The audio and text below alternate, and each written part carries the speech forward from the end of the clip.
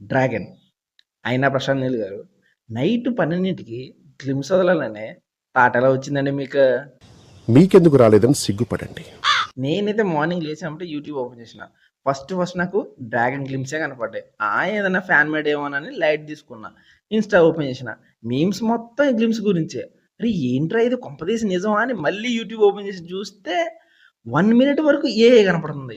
అరే ఏందిరా ఇది నిజమా? కాదా? అని డైలమాలో ఉండి ఇట్లా చూస్తా ఉంటే 1 మినిట్ తర్వాత క్యారెక్టర్‌లు రివీల్ చేసిన తర్వాత బస్ హాయిరా నిజమేరా ఇదని క్లారిటీ వచ్చింది. అది. అసలు ఏంది సార్ మీ ఏఐ వాడకం? మామూలుగా వాడట్లేదుగా. అసలు అలా ఇలా ఎలా చేశారు సార్ మీరు? 'కేజీఎఫ్' ఏమో బంగారు కొండ కోసం. 'సలార్' ఏమో రాజ్యం, తెగలు, సింహాసనం దీనికోసం. తప్ప తప్ప అది తప్ప అది తప్ప అది తప్ప అది తప్ప కడుపు అన్నం తింటున్నావు నువ్వు. ఇప్పుడేమో 'లొగర్'. ఆ ఎనకమాల గుడిసెలు, ఆ మనుషులు, ఆ 'కేజీఎఫ్' ఉన్నోళ్ళని 'సలార్‌లో' వాడారు. మళ్ళీ ఇందులోను కూడా గట్టిగా వాడుతున్నారా? ఏం వాడకం సార్ మీదసలు. మన 'న్యూటన్ బోయా మావ' లెక్క ఈ ఫ్యాంటసీలు ఏంటి సార్ మీకైనా గానీ, ఆయనేమో ఫ్రేము పెట్టాల. ఫ్రేమ్ పెడితే ఫ్యామిలీ మెంబర్స్ నిండిపోవాల. ఆ జూనియర్ ఆర్టిస్ట్‌లా ఫ్యామిలీ మెంబర్సా అర్థం కాకూడదనమాట. ఎందుకంటే జూనియర్ ఆర్టిస్ట్‌ల కంటే ఫ్యామిలీ మెంబర్సే ఎక్కువుంటారు. కానీ నీ కూతురు నిప్పురా. ఆ లెక్కన మీరు ఈ క్యారెక్టర్‌లు రివీల్ చేసేది ఫస్ట్ నీ మానసిక పరిస్థితి బాలా. ఓకే. ఎందుకంటే కేసీఆర్ అంటావు, విజయసాయి రెడ్డి అంటావు, ఎన్టీఆర్ అంటావు, మెగా ఫ్యామిలీ అంటావు, దీనికి ఏ సంబంధం లేకుండా పోసారంటావు. ఒక క్లారిటీతో క్వశ్చన్ రాసుకొని రేపు రా ఇంటర్వ్యూకి. డిఫరెంట్ పేర్లు, డజన్ క్యారెక్టర్లు, ఒక్క పేరు నోటెడ్ ఉండదు నాకెందుకో. సర్లేండి మీరిచ్చే ఎలివేషన్స్‌కి అలవాటు పడున్న ప్రాణాలు. మేము రాసుకుంటాంలేండి క్యారెక్టర్లు. ఓకేనా? ఏ మాటకి ఆ మాటే చెప్పుకోవాలి. 'కేజీఎఫ్ 2', 'సలార్' ఈ 3 మూవీస్‌లో ఉన్న విలన్స్‌లో నాకు 'గరుడ' ఆడొక్కడి పేరు తప్ప ఇంకెవడి పేరు గుర్తులేదు. గరుడాది. సరే. ఎప్పుడైతే మనం ఓన్లీ 'డ్రాగన్' మూవీ గురించే మాట్లాడుకుందాం. మన నీల్ మావ ప్రీవియస్ మూవీస్ ఎలాగో సేమ్ అలాగే అన్నమాట. ఆ బొగ్గు మనుషులు, డార్క్ టోను, డిఫరెంట్ క్యారెక్టర్లు, వాళ్ళ నేమ్స్ ఎలాగో సేమ్ అదే కంటిన్యూ అవుతుంది. మన నీల్ మావ అసలైతే వచ్చేసి 4 మినిట్స్ 30 సెకండ్స్ వరకు ఉన్నాయి. అందులో 1 మినిట్ 10 సెకండ్స్ వరకు ఏఐనే ఉందన్నమాట. అయినా గాని సార్ చిన్న సినిమాలంటే బడ్జెట్ లేక ఏదో కవర్ చేసుకోవడానికి ఏఐ వాడారంటే అనుకోవచ్చు. మీకేమైంది సార్? కాస్త క్రియేటివిటీ యూజ్ చేసి ఏదైనా డిఫరెంట్‌గా చేయొచ్చు కదా సార్. గ్లిమ్స్ ఓపెన్ చేసినామంటే ఆ ఏఐ షాట్లు పడతా ఉంటే అబ్బా! మళ్ళీనా ఆ ఏఐ షాట్లు చూసినామంటే ఏదో ఒక తెలియని డిస్ట్రాక్షన్ వస్తుందన్నమాట. అంటే నేను ఏఐ వద్దు, ఏఐ వాడొద్దు అని అనట్లేదు. చూసిన వెంటనే అది ఏం తెలియకూడదనమాట. తెలిస్తే మూవీకున్న కనెక్షన్ పోతది. ఎలాగో మొన్నే కదా మన 'సుజుకి మామ' హీరో లేకుండా సినిమా తీసిండు. ఏమైందో మీకు తెలుసు కదా!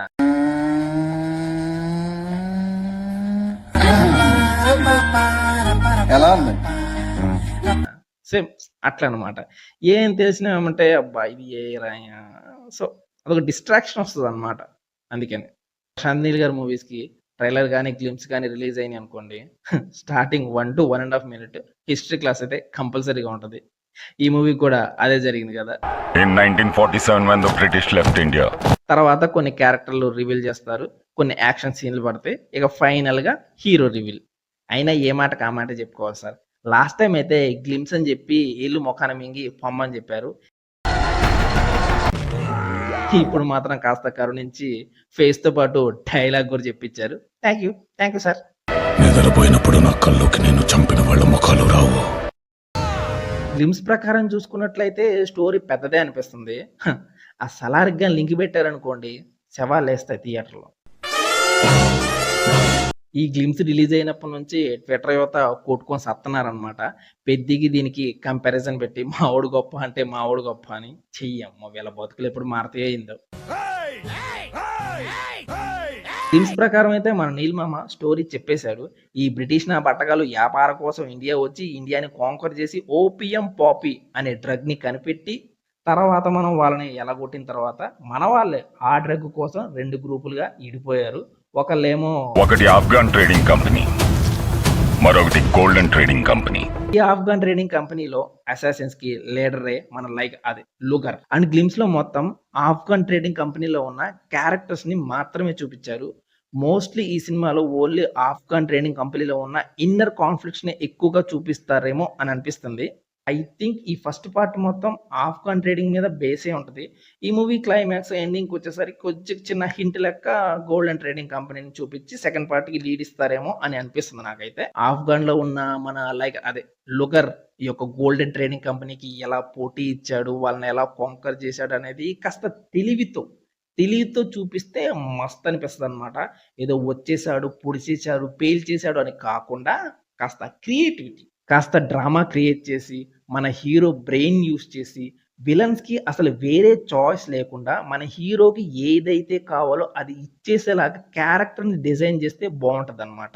హీరో క్యారెక్టర్ చూసి మనం గొడ్ల చింపుకోవాలి కానీ హీరో చింపుకోకూడదు. సో ఆ టైప్లో ఉంటే బాగుంటుంది అనిపిస్తుంది. ఇప్పుడు దురంధర్లో ఎలా ఉంది, మైండ్ యూస్ చేసి ఎట్లా చేసిండో, సో ఆ టైప్లో ఉంటే బాగుంటుంది అని నాకు అనిపిస్తుంది.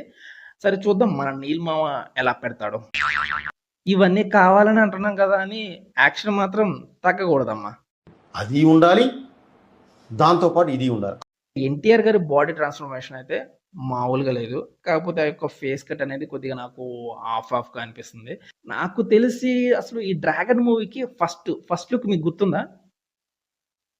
ఎస్, నాకు తెలిసి నీల్ మామ ఈ యొక్క డిఫరెన్స్ చూపించడానికే ఇలా డిజైన్ చేశాడేమో అని అనిపిస్తుంది.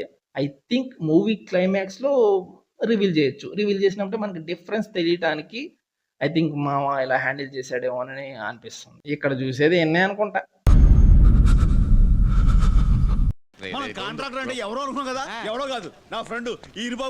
ఎన్టీఆర్ గారికి తగ్గట్టే యాక్షన్ సీక్వెన్స్ పెడితే బాగుంటుంది అని. ఎందుకంటే ఎంత సినిమా అయినా, ఎంత సినిమాటిక్ లిబర్టీ తీసుకున్నా కానీ ఒక సీన్ పెట్టినప్పుడు ఆ సీన్కి కాంట్రాస్ట్గా ఆడియన్ ఎక్స్ప్రెషన్ వస్తే ఆ సీన్ దొబ్బినట్టే. ఫైనల్గా నేను చెప్పొచ్చేది ఏంటంటే క్లిమ్స్ అయితే నాకు నచ్చినాయి. కొన్ని ఆఫ్గా ఉన్నా కానీ ఓకే, ఈసారి అయితే గట్టిగా కొడుతున్నామని అర్థమైపోయింది. ట్విట్టర్లో కొట్టుకునే ఈ టాక్సిక్ నిబ్బాగాలకి కాస్త దూరంగా ఉండండి కామన్ ఆడియన్స్. ఇక నేను కోరుకునేది ఏంటంటే సినిమా హిట్ అవ్వాలి, TFI బాగుండాలి. ఓకే, మళ్ళీ కలుద్దాం. బాయ్.